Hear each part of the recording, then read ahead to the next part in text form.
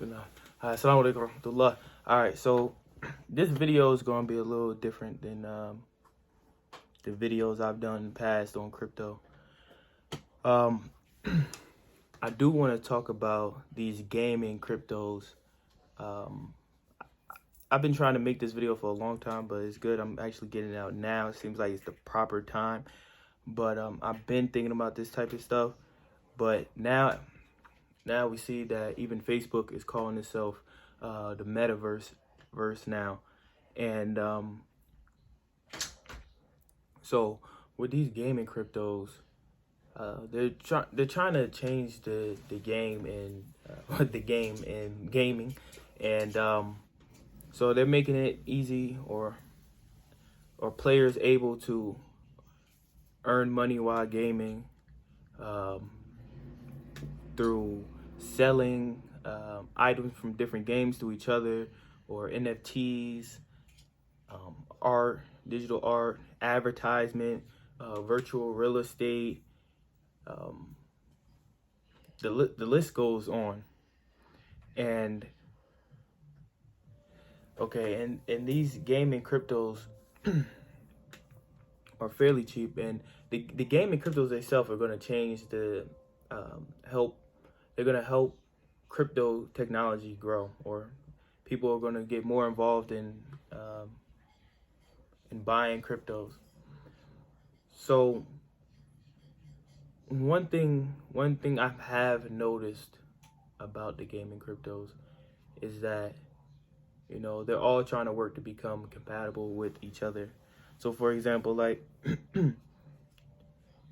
playing 2K and buying some official Jordans or LeBrons for your player. You know, you could buy that in the game and actually come to your house in real life, or having some type of digital art that you bought, some type of NFT that you bought, and, you know, within the metaverse on Decentraland or whatever platform it may be, somebody comes to your virtual home and they can see the digital art that you bought inside your home. And this stuff is taking life to a whole new level. And the only thing that I really can resemble, or that resembles that, is a movie called Ready Player One. And in this movie, people were, you know, basically living in the virtual world. They had real life experience, kind of like the Matrix. They got hooked up and they was in that game. And the same thing for Ready Player One. People got the virtual goggles on. They got like this little platform that you could play and run full speed on, like a treadmill, in multiple directions. You know, bodysuit so you can feel hits and all different other types of sensations. And it's getting to it. The game cryptos are trying to get it to that point. Now, there's countless of movies and shows that we can look back on and see that they were trying to incorporate this type of technology for the longest. And this is going so far that they even have like virtual sex games, to where you can basically have sex with a virtual player. And that was also an episode in Black Mirrors, if anybody's seen that. So the metaverse is really getting closer and closer to us, and the fact that Facebook is changing its name to Metaverse all the way from Facebook is something else. People gonna be walking around with their goggles and living these virtual worlds. Now, the thing about that's cool, especially for people that, you know, their life may not be as lit in real life. They can be this lit character in the virtual world, and, you know, and be straight, and have a virtual girlfriend, and order virtual food that, you know, will come to your house, and clothes and things of that nature, to making it so where you don't even have to leave the house to live a life and make an income and earn it. You can just spend your time on these different applications and playing different games. So another thing is so what makes this so crazy is that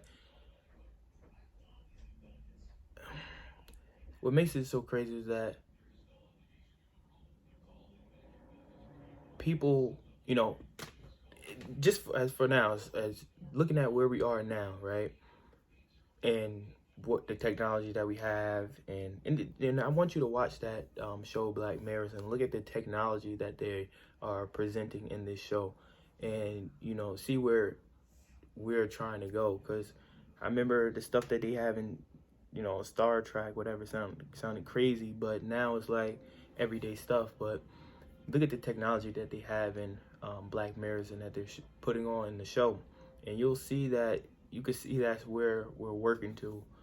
But just for now, this stuff is totally kind of new. They had VR for a minute, but this, as far as like this global adoption of it, is getting big. I'm actually planning on going to a VR spot for my birthday. But so people, this stuff is gonna become more and more common. Just like back in the day, not everybody had a TV. A TV was like, you had a TV in your house, you was lit back in the day. And then it got to a point where everybody has a TV in their house. That's nothing. There was a point where only a few people had cell phones.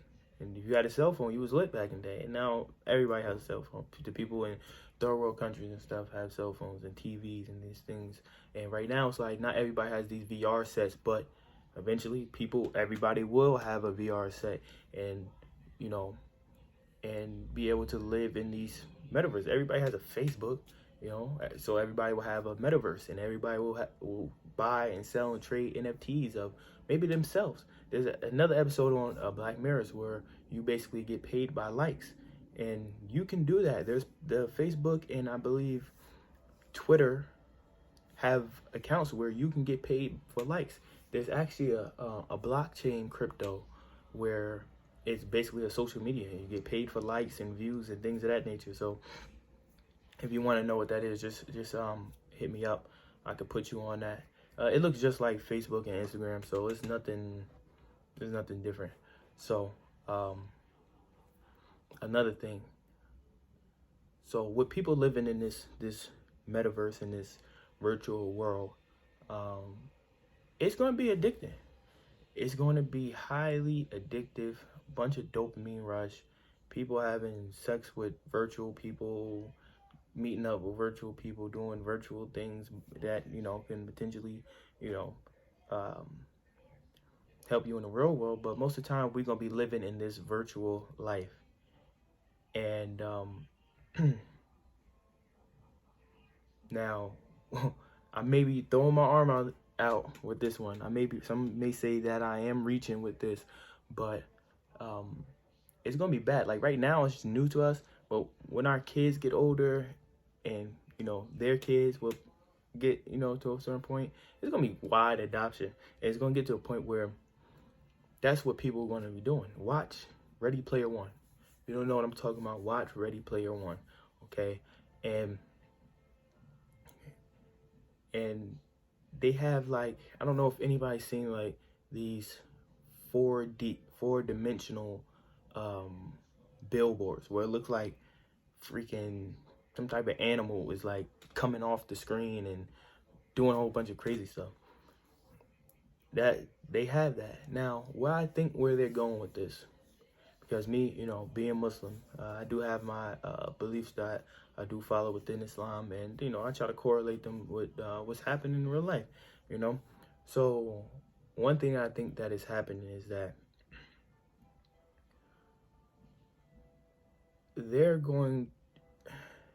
you got to watch this show called Messiah, and it's dealing with the Antichrist, the Dajjal, and I think that's what they're gonna do. Because you gotta remember, the Antichrist, Dajjal is, he's gonna come with magic and with some will say technology at the same time, because it's synonymous. Like, they go hand in hand, magic and science. But I think that's when we get to that point, that's when the Dajjal is gonna come. And I asked somebody one time, just talking, we were just talking, whatever. Some people that weren't Muslim, and I said we were talking about aliens, and I said if aliens came down right now and said, forget everything you know about God, we are your gods, we created you, we put you here. And I asked, if they said that, would you follow them? And then some people say, yeah, they'll follow them. They came, spacecraft, whatever, boom, landed, had all this dope technology, and they would follow them. And of course, me being Muslim, no, absolutely not. And so that made me think that, when the Dajjal shows up, he's doing things like making it rain, he's feeding tons of people with a little bit of food, he's raising dead parents from the people's dead parents from the dead. He's bringing hell on his right side and heaven on his left side, and he's throwing people into heaven, which is really hell, and throwing people into hell, which is really heaven. How many people are really going to follow him? A lot of people are going to follow him. And the only people who I believe will not is people who are able to unplug and remember Allah with zikr Allah and praying, who's able to take the headsets off. Because again, I do believe that this is going to be a regular thing where you might have to go to a meeting at work in the metaverse. It's bringing everything closer. It's insane. It's bringing everything closer. You may be in a meeting with people from all around the world, but in metaverse. So I think that people who are able to unplug, take the headset off, remember Allah, clean themselves, and pray, especially with the Muslims praying 5 times a day and staying with that schedule, a meeting is still going, and meeting people for the sake of Allah and doing what they have to do for Allah, and the people, they'll be the ones that will be safe at the end of the day with all this, because this stuff is going to touch everybody, and it's just a matter of time. But again, I don't think that